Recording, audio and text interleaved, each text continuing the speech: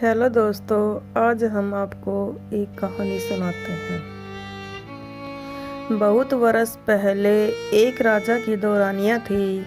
बड़ी रानी शोभा बहुत अच्छे स्वभाव की दयावान स्त्री थी। छोटी रानी रूपा बड़ी कठोर और दुष्ट थी।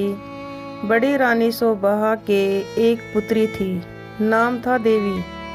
रानी रूपा के भी एक बेटी थी, नाम था तारा।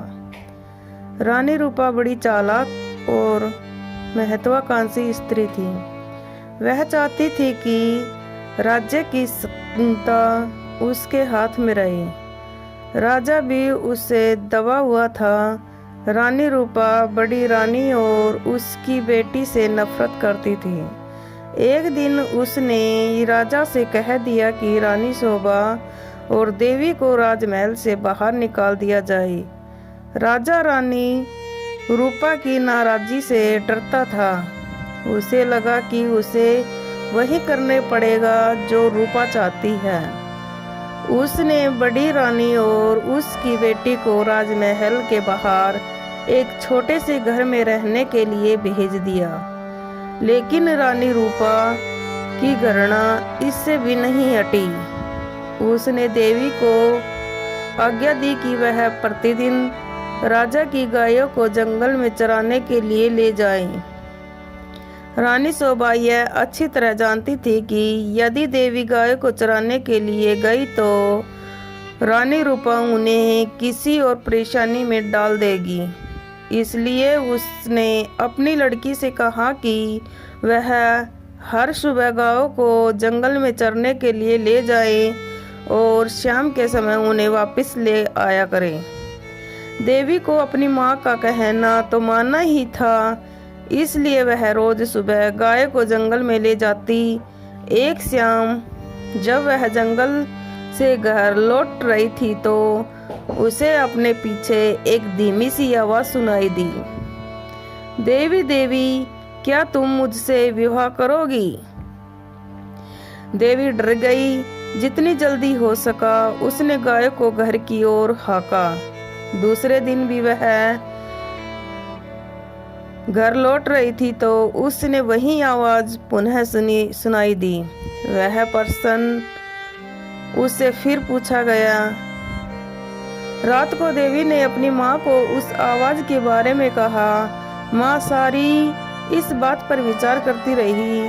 सुबह तक उसने निश्चय कर लिया कि क्या किया जाना चाहिए।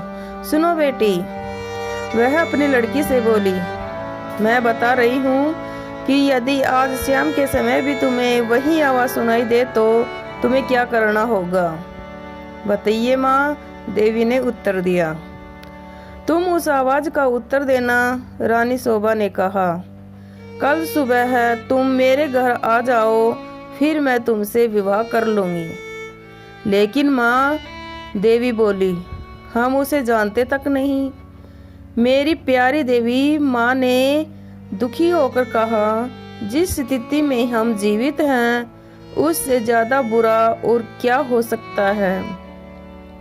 हमें इस प्रस्ताव को स्वीकार कर लेना चाहिए। ईश्वर हमारी सहायता करेगा। उस संध्या को जब देवी गायों को लेकर लौट रही थी, उसे वही आवाज पुनः सुनाई दी। आवाज कोमल और दुख भरी थी।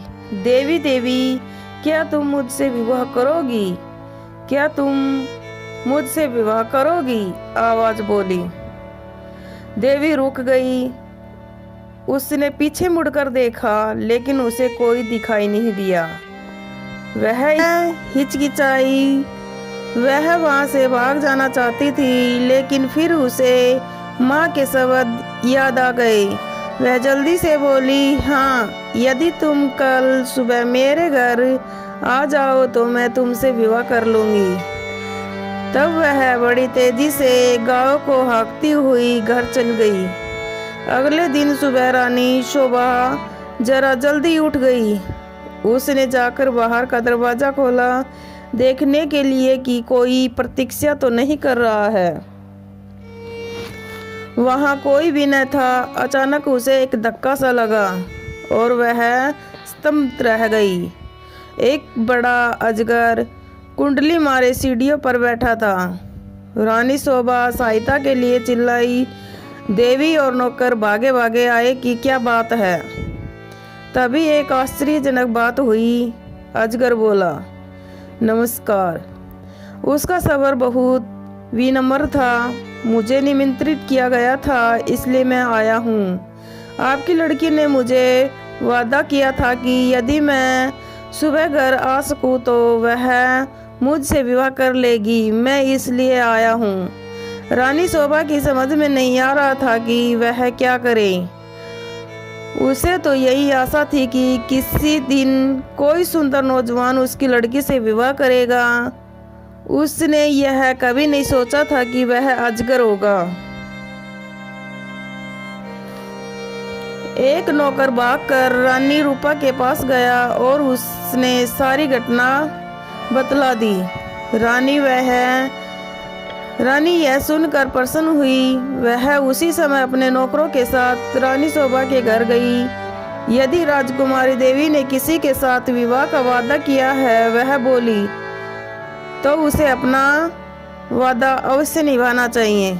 रानी होने के कारण यह देखना मेरा कर्तव्य है कि वह अपना वादा पूरा करे। उसी दिन विवाह हो गया। रानी शोभा और देवी के लिए यह कोई प्रसन्नता का समय नहीं था, लेकिन इतने दुर्भाग्य सहने के बाद भी वे किसी प्रकार की विपत्ति का सामना करने को तैयार थी। विवाह के पश्चात अजगर अपनी पत्नी के साथ उसके कमरे में गया। सारी रात रानी शोभा ने प्रार्थना करते हुए बिताई कि उसकी बच्चे ठीक ठाक रहे। दूसरे दिन बड़े सब्र में उसने देवी के कमरे का दरवाजा खटखटाया। एक सुंदर नव युवक ने दरवाजा खोला। देवी उसके पीछे खड़ी थी। मैं आपको कह नहीं सकता कि मेरी जान बचाने के लिए मैं आपका और देवी का कितना आभारी हूँ। वह नवयुवक बोला, मैं एक सांप के कारण अजगर बन गया था।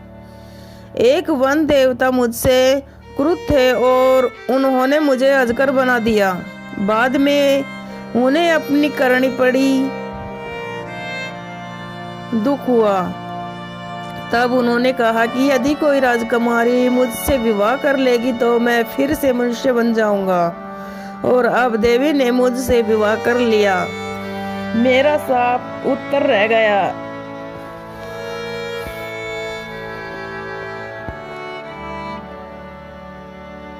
मैं एक सांप के कारण अजगर बन गया था। एक वन देवता मुझसे क्रुद्ध थे और उन्होंने मुझे अजगर बना दिया।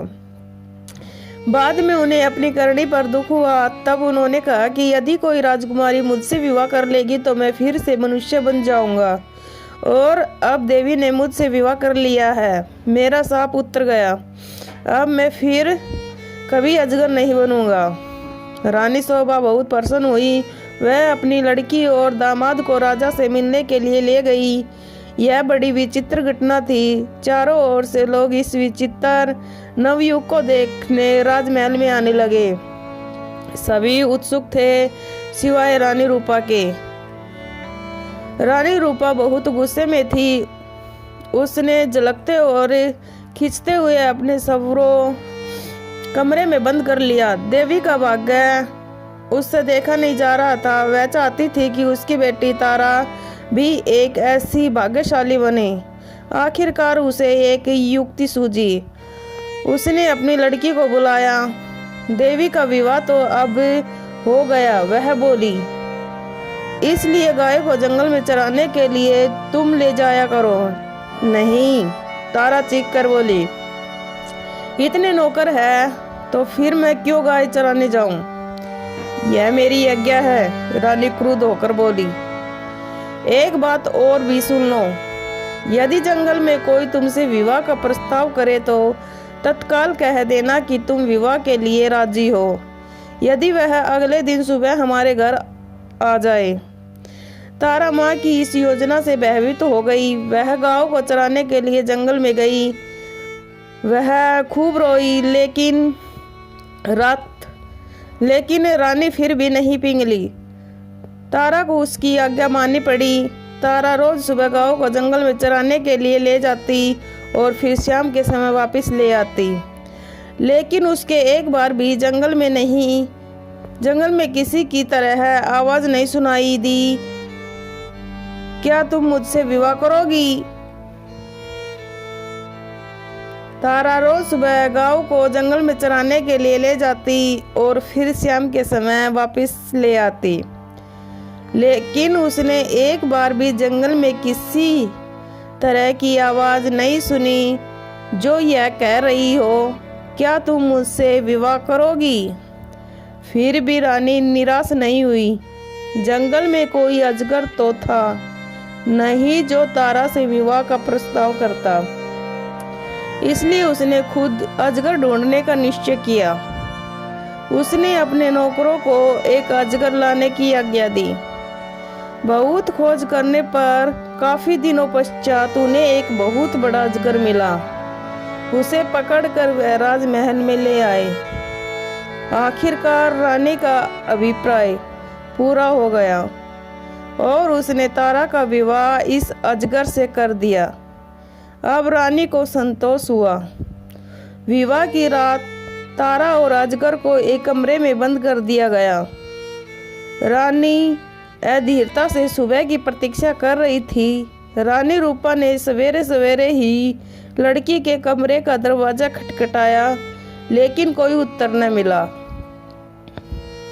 उसने जरा और जोर से दरवाजा खड़खड़ाया, लेकिन दरवाजा तब भी न खुला। रानी से और प्रतीक्षा न की गई और उसने धक्का देकर दरवाजा खोल दिया। मोटा अजगर जमीन पर पड़ा हुआ था, लेकिन तारा का कहीं पता नहीं था। रानी चीख पड़ी। महल में सभी ने उसका चीखना सुना। राजा और नौकर भागे।